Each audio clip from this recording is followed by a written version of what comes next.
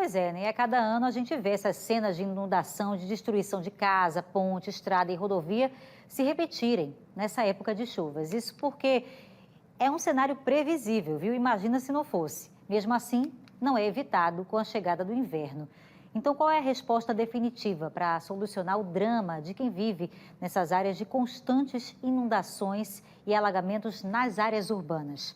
Para aprofundar esse assunto, vamos conversar agora com o professor da Universidade Federal de Alagoas, que é doutor em Geografia e membro do Instituto de Geografia e Desenvolvimento do Meio Ambiente, Cleiton de Araújo Monteiro. Já começo dando uma boa noite, professor. Agradeço a sua participação para conversar com a gente ao vivo aqui no Cidade, explicar para quem está em casa, né, quais são as possíveis causas e também as soluções. Eu já passo a palavra para o senhor. Professor, boa noite. Boa noite, Beatriz. Tudo bem? Está me escutando bem? Sim, sim. Então, algumas coisas têm que ficar muito claras, né, para a população. A gente tem que lembrar que as cheias, né, dos rios são fenômenos naturais e que, naturalmente, existem ciclos em que essas cheias vão ser maiores e ciclos em que essas cheias vão ser menores. A primeira coisa que a gente tem que verificar é produzir estudos, inclusive, que indiquem se a gente está tendo mais volume mesmo de chuva todos os anos, a cada ano que passa, ou se a gente não está tendo esse volume todo. Agora, uma coisa que é visível é que cada ano a gente tem muitas perdas de materiais, de residências, de cidades, de bairros inteiros e de vidas. Então, independente da gente estar tendo mais ou menos chuva, ou a mesma chuva, o que a gente tem é que todos os anos a gente tem mais e mais destruições. E isso pode ser feito de todo um conjunto de fatores que não são efetivamente um maior aumento do volume de chuva ano após ano. A gente tem toda uma característica complexa quando eu digo de vários elementos, que contribuem para a existência dessas enchentes e que essas enchentes sejam cada ano piores.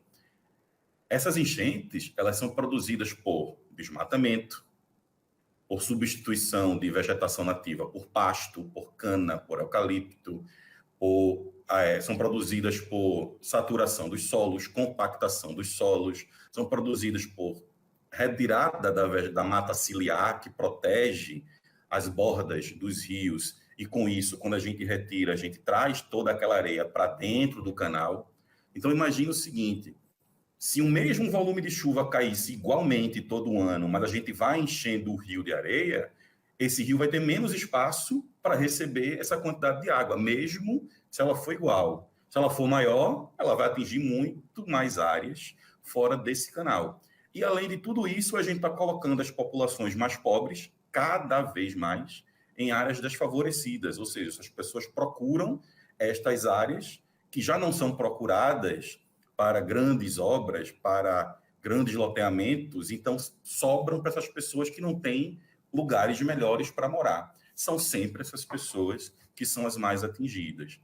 Então, basicamente, o que a gente, como sociedade, tem que construir é um grande pacto social, efetivamente, entre federação, entre estados, municípios, grandes produtores, grandes donos de terra, pequenos donos de terra, industriais, universidade, secretarias. Temos que ter um pacto para parar e dizer o seguinte: como vamos recuperar e revitalizar essas bacias?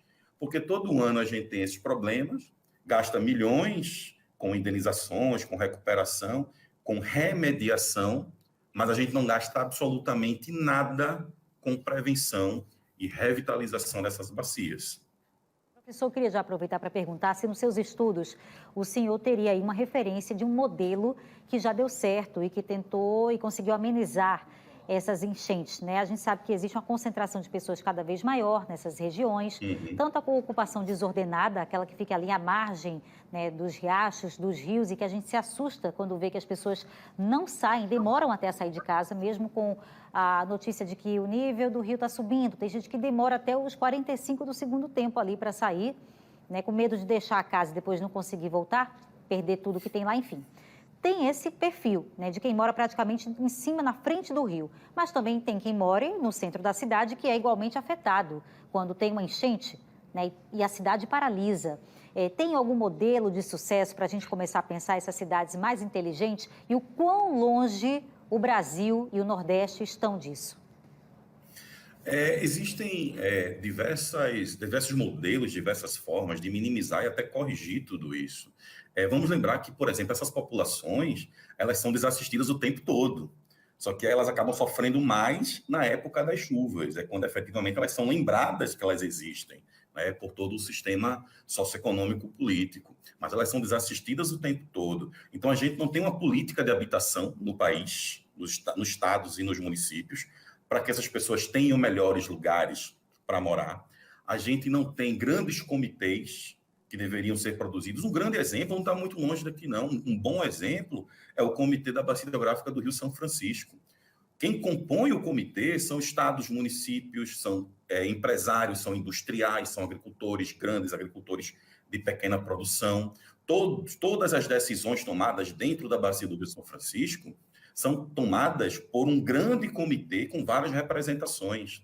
Então, esses são exemplos que já estão aqui do nosso lado. A gente precisa criar esses comitês, essas bacias, que já foi tentado em outros momentos e nunca saiu do papel.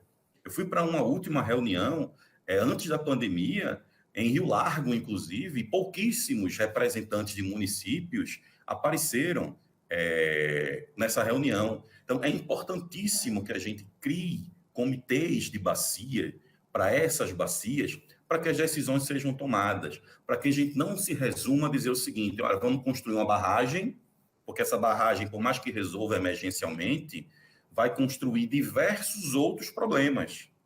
Então, a barragem é uma solução para volume de água, mas ela é o início de diversos outros problemas. Então, a gente precisa sentar e decidir o que é que a gente tem que fazer para revitalizar a bacia? Quais são as áreas que podem ser reflorestadas? Quais são as áreas que não possuem mata ciliar e que a gente pode reflorestar? Quais são as áreas que a gente pode treinar os pequenos agricultores e os grandes produtores para minimizar uma compactação do solo e produzir um menor escoamento, que a gente demoraria a trazer essa água da chuva para dentro do canal especificamente? Então, são problemas que possuem soluções muito conhecidas, mas são soluções que demandam sentar, conversar, pesquisar, debater e conciliar. E também dependem de recursos, a gente está falando de um recurso bem volumoso e tempo. Como é que se faz isso quando a cidade já está tão povoada? Porque para você terminar, diminuir um desmatamento naquela região, né, reflorestar, então se já tem gente morando, tem que sair todo mundo, aí tem que indenizar e tem que dar um tempo para que aquela área de florestamento se desenvolva. Então a gente está falando de tempo, né? E aproveito para fazer uma última pergunta, que é também uma provocação para quem hoje trabalha no governo. Está faltando esse corpo técnico, professor, nos governos municipais para pensar nessas soluções? É interessante que a gente lembre que, por exemplo, por mais que a gente tenha ocupação dessas áreas e desmatamentos para ocupação, os municípios que estão na parte baixa, do Mundaú, do Paraíba, do Jacuípe, né, do Una, não são eles que produzem essa chuva que traz essa destruição toda, né?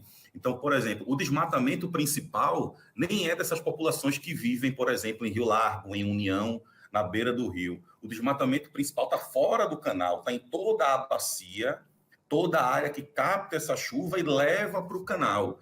Então, são diversas terras onde existem centenas e centenas de hectares ocupados por 2 dúzias de cabeça de gado ou passam 6 meses de pousio sem nenhum tipo de cobertura vegetal e que ficam suscetíveis a esse tipo de fenômeno.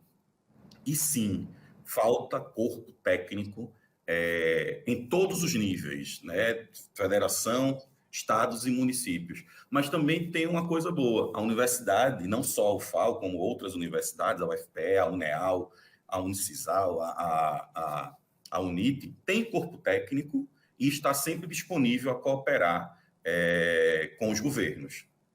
Professor, eu agradeço. Agora que o senhor ampliou essa resposta, eu até entendi que não é um problema local, né? Não é daquele perímetro, não é daquela cidade, de longe, né? O desequilíbrio ambiental que vem de longe, outras atmosferas e vem chegar aqui esse volume tão forte de água, cai tanta água que realmente não dá tempo dela escoar e a gente vê aí o problemão que fica.